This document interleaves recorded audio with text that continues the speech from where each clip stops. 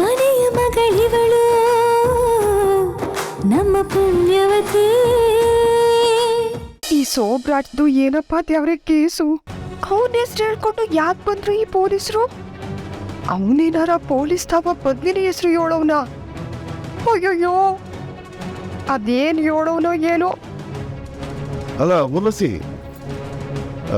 ಆ ಶೋಭರಾಜು ಅಂದರೆ ನಮ್ಮ ಅಂಗಡಿ ತಕ್ಕ ಬಂದು ಪದ್ಮಿನಿ ಪುಸ್ತಕ ಕೊಟ್ಟನಲ್ಲ, ಆಮೇಲೆ ಮದುವೆ ಬಂದಿದ್ನಲ್ಲ, ಎತ್ತರಕ್ಕೆ ಗಡ್ಡ ಬಿಟ್ಕೊಂಡು ಬೆಳಗಿದ್ನಲ್ಲ, ಅವನ? ಹಾಣೆಯಾ ಅವನೇ. ಸರಿ, ಅವನ ವಿಚಾರಿಸಕ್ಕೆ ಪದ್ಮಿನಿದ್ನ ಹುಡುಕಂಡು ಯಾಕೆ ಬಂದ್ರು ಈ ಪೊಲೀಸ್ನವರು? ಗೊತ್ತಿಲ್ಲ ಅಣ್ಣಯ್ಯ. ಹಾ, ಅವನು ಎಂತ ಮನುಷ್ಯ, ಯೋನು ಎತ್ತ ಅಂತ ಸುಮ್ಕೆ ವಿಚಾರಿಸಕ್ಕಿರ್ಬೇಕು. ನೋಡಮ್ಮ, ಅದನ್ನು ವಿಚಾರಿಸಕ್ಕೆ ನಮ್ಮಂತಕ್ಕೆ ಬಂದು ಏನೋ ಅರ್ಥವಾಗಿಲ್ಲವ ಇದೆಲ್ಲ. ಸರಿ, ನಿಮ್ಮ ಮತ್ತಿಗೆಯಲ್ಲಿ ಇತ್ಲಲ್ಲಿ ಬಟ್ಟೆ ಒಗಿತಾವ್ರೆ. ಈ ವಿಚಾರ ಯಾವುದೋ ಅವಳಿಗೆ ಹೇಳಕ್ ಹೋಗ್ಬೇಡ, ಚಿತ್ತಿ.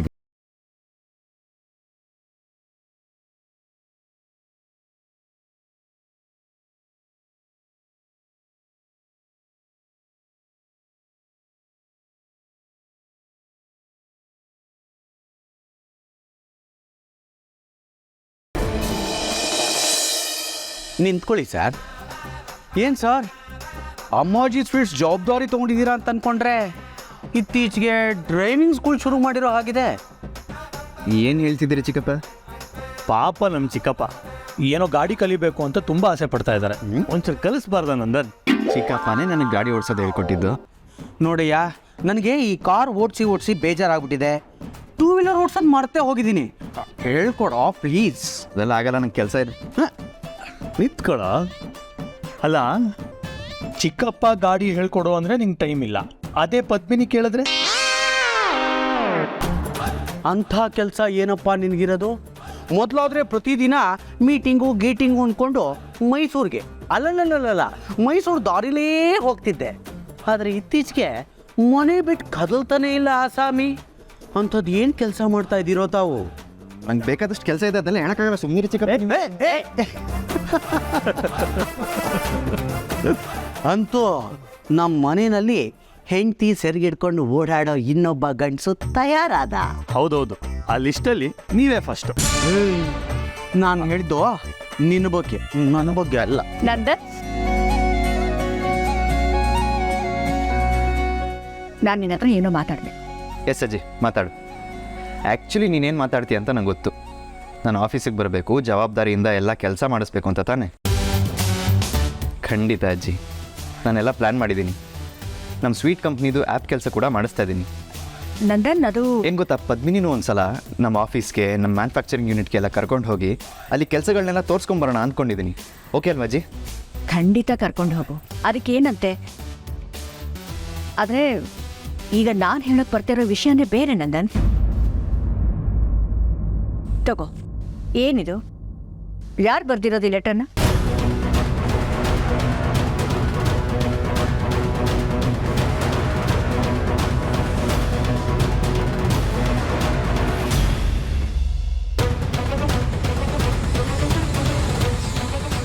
ಏನಿದು? ನೀರಲ್ಲಿ ತೇಲಿ ಬಂದ ಓಲೆನಾ? ತಮಾಷೆ ಬೇಡ ನಂದನ್. ನಿನ್ನೆ ನೀನು ನನಗೆ ಫೈಲ್ ತಂದುಕೊಟ್ಟಿಯಲ್ಲ, ಅದರಲ್ಲಿ ಈ ಲೆಟ್ರ್ ಇತ್ತು. ಇದು ನಿನಗೆ ಯಾರೋ ಬರ್ದಿರೋ ಲೆಟ್ರು. ನಿನಗೆ ಗೊತ್ತಿಲ್ವಾ? ನನಗೆ ಬರ್ದಿರೋ ಲೆಟ್ರಾ?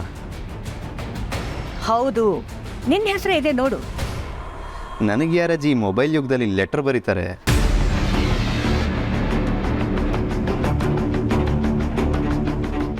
ಓ, ನನ್ನ ಹೆಸರೇ ಇದೆ. ಯಾರು ಬರ್ದಿದ್ದು? ಅಲ್ಲ, ಇದು ಆ ಫೈಲ್ ಒಳಗೆ ಹೇಗೆ ಬಂತು? ಓದಕ್ಕೆ ಬೇರೆ ಆಗ್ತಿಲ್ಲ, ಎಲ್ಲ ಅಳಿಸೋಗಿದೆ. ನಿನ್ನೆ ರಾತ್ರಿ ನಾನು ಓದಕ್ಕೆ ಅಂತ ಹೋದಾಗ ನೀರು ಚೆಲ್ಲೋಯ್ತು, ಆವಾಗ ಹೀಗೆಲ್ಲ ಆಯಿತು. ಓದೋದಕ್ಕೆ ನಾನು ತುಂಬ ಕಷ್ಟಪಟ್ಟೆ. ನನಗಂತೂ ತುಂಬ ಗೊಂದಲ ಆಗೋಯ್ತು ನಂದನ್. ಅಯ್ಯೋ ಅಜ್ಜಿ, ಇದು ಯಾವುದೋ ಲೆಟ್ರ್ ಬಗ್ಗೆ ಯಾಕಿಷ್ಟು ತಲೆ ಕೆಡ್ಸ್ಕೊಂಡಿದ್ಯಾ? ಉಡಾಫೆ ಮಾಡೋ ವಿಷಯ ಅಲ್ಲ ನಂದನ್ ಇದು. ಅದೇನೋ ಡಾನ್ಸ್ ಶೋ ಅಂತೆಲ್ಲ ಬರ್ದಿದೆ.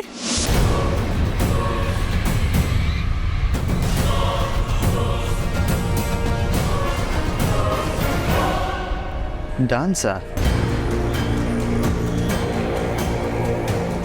ಈ ಲೆಟ್ರನ್ನ ಸರಿಯಾಗಿ ಓದಿ ಯಾರು ಬರೆದಿದ್ದಾರೆ ಅಂತ ತಿಳ್ಕೊ. ಸರಿ ಅಜ್ಜಿ, ನಾನು ನೋಡ್ತೀನಿ.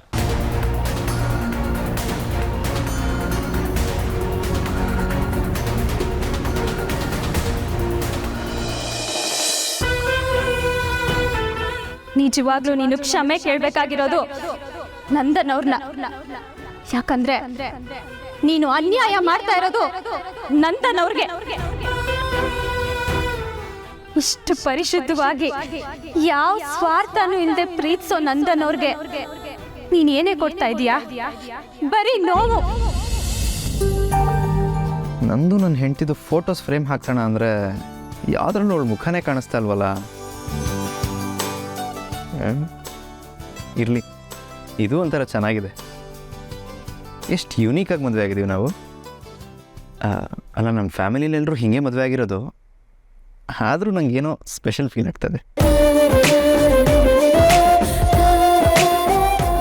ಪಾಪ ಪದ್ಮಿನಿ ಎಷ್ಟು ಸುಸ್ತಾಗಿಲ್ಲ ಅವತ್ತು. ಮಾತಾಡ್ಸಿದ್ರೆ ಮಾತು ಆಡ್ತಾ ಇರಲಿಲ್ಲ.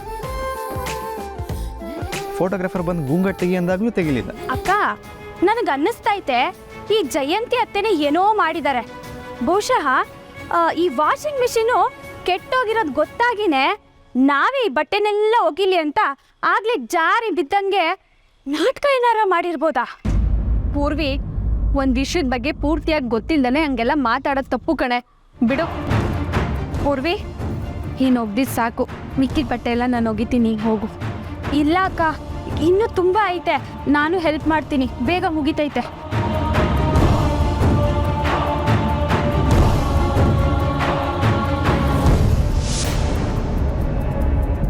ಅಕ್ಕ ತಂಗಿ ಇಬ್ರು ಹಣ್ಗಾಯಿ ನೀರ್ಗಾಯಿ ಆಗೋಗಿದ್ದಾರೆ.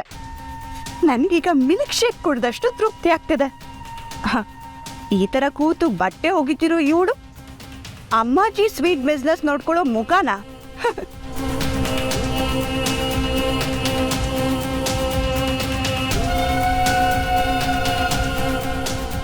ಇವಳೇನಿದ್ರು ಇದೇ ಕೆಲಸ ಮಾಡೋಕ್ ಲಾಯಕ್ ಅಂತ ನಾನು ಪ್ರೂವ್ ಮಾಡಿಬಿಟ್ಟೆ.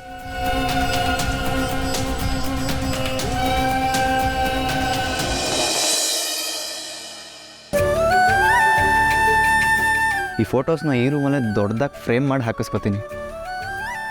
ಇದನ್ನು ನೋಡಿದಾಗಲೆಲ್ಲ ನಮಗೆ ನಮ್ಮ ಮದುವೆನೇ ನೆನಪಾಗಬೇಕು. ಹೌದು, ನಾನು ಯಾಕೆ ಇದನ್ನೆಲ್ಲ ಒಬ್ಬನೇ ನೋಡ್ತಾ ಇದ್ದೀನಿ? ಪದ್ಮಿನಿನೂ ಇದ್ದರೆ ಚೆನ್ನಾಗಿರುತ್ತೆ, ಅವಳು ನೋಡಿ ಖುಷಿ ಪಡ್ತಾಳೆ. ಈಗಲೇ ಕರ್ಕೊಂಬರೋಣ. ಏನು ಭುಜಂಗಯ್ಯ, ಯಾವ ಕಡೆ ಹೊರಟಿದ್ಯಾ? ಏನು ಪಾತ್ರೆ ಪಗಡೆ ಎಲ್ಲ ತುಂಬಿಕೊಂಡು ಎಲ್ಗೋ ಹೊರಟಿದ್ಯಾ? ಹೆಂಡತಿ ಮಕ್ಕಳನ್ನ ಕರ್ಕೊಂಡು ಹೋಗ್ತಾ ಇದೀಯಾ? ಊರ್ ಬಿಟ್ಟು ಹೋಗ್ತಿದ್ಯಾ? ಏನ್ ಕತೆ?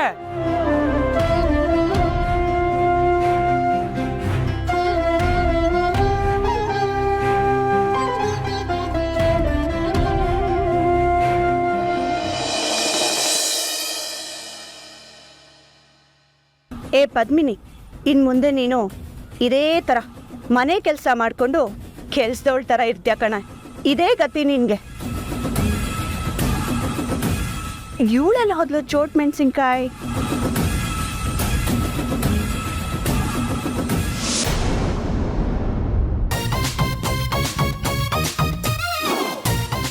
ಜಯಂತಿ ಅತ್ತೆ, ನನ್ನ ಹುಡುಕ್ತಿದ್ರಾ? ನಾನ್ಯಾಕೆ ನಿನ್ನ ಹುಡುಕ್ಲಿ?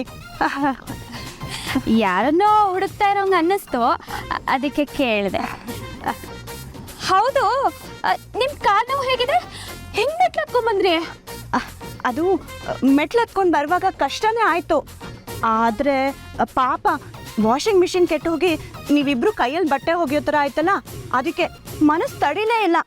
ನೀವಿಬ್ರಿಗೂ ಸಹಾಯ ಮಾಡೋಣ ಅಂತ ಬಂದೆ. ಹೌದಾ? ನಮಗೇನು ಕಷ್ಟ ಆಗಿಲ್ಲ ಬಿಡಿ. ಮನೆ ಕೆಲಸ ಮಾಡಿ ಗೊತ್ತಿರೋರ್ಗೆ ಇದೆಲ್ಲ ಅಂಟೋದು ಇಲ್ಲ. ರಾಗಿ ಮುದ್ದೆ ಬಸ್ಸಾರು ತಿನ್ಕೊಂಡು ಬೆಳೆದಿರೋ ನಾವು ಇದು ಜಪ್ತೀವ? ಅದರಲ್ಲೂ ಈ ಕೆಸರನ್ನ ತಿಕ್ಕಿ ತೊಳೆಯೋದ್ರಲ್ಲಿ ನಾವು ಅಕ್ಕ ತಂಗಿರೋ ಪಂಟ್ರು.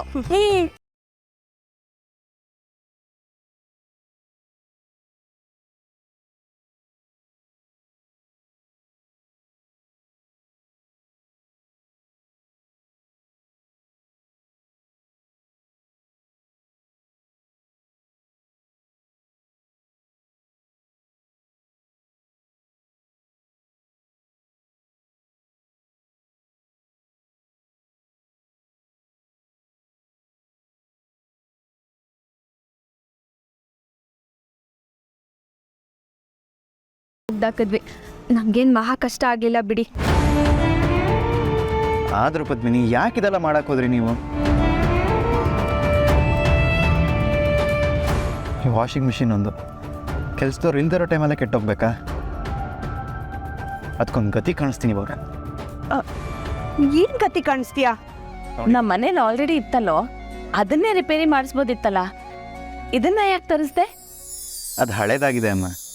ಇವತ್ತು ಕೈ ಕೊಟ್ಟು ಹಾಗೆ ಇನ್ಯಾವತ್ತಾದರೂ ಕೈ ಕೊಟ್ಟು ಆಮೇಲೆ ನಮ್ಮ ಪದ್ಮಿನಿ ಮೇಡಮ್ ಅವರು ಮನೇಲಿರೋ ಎಲ್ಲರೂ ಬಟ್ಟೆನೂ ಅವರೇ ಕೈಯಾರ ಒಗೆದು ಸುಸ್ತಾಗೋದೆಲ್ಲ ಬೇಕಾ? ಅದಕ್ಕೆ ಇದನ್ನು ಆರ್ಡರ್ ಮಾಡಿದೆ.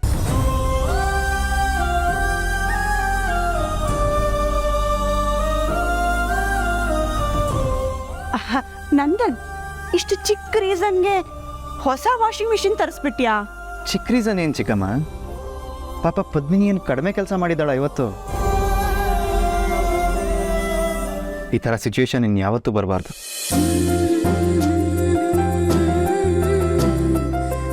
ಪದ್ಮಿನಿ, ನಿಂಗೆ ಇವತ್ತಾದ ಕಷ್ಟ ಇನ್ಯಾವತ್ತೂ ಆಗೋದಿಲ್ಲ, ಓಕೆ?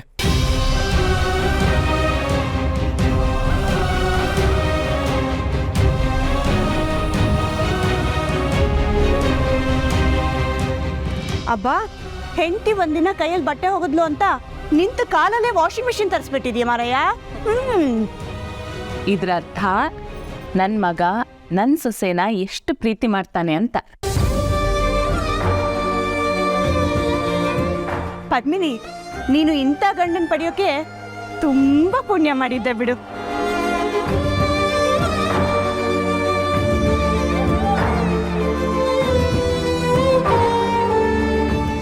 ಯಾಕೆ ನಂದನ್ನೋರೆ, ನಾನಂದರೆ ನಿಮಗೆ ಇಷ್ಟೊಂದು ಇಷ್ಟ. ಈ ಪ್ರೀತಿಗೆ ನಾನು ಏನು ಮಾಡೋಕ್ಕಾಗ್ತಿಲ್ವಲ್ಲ. ಛೇ.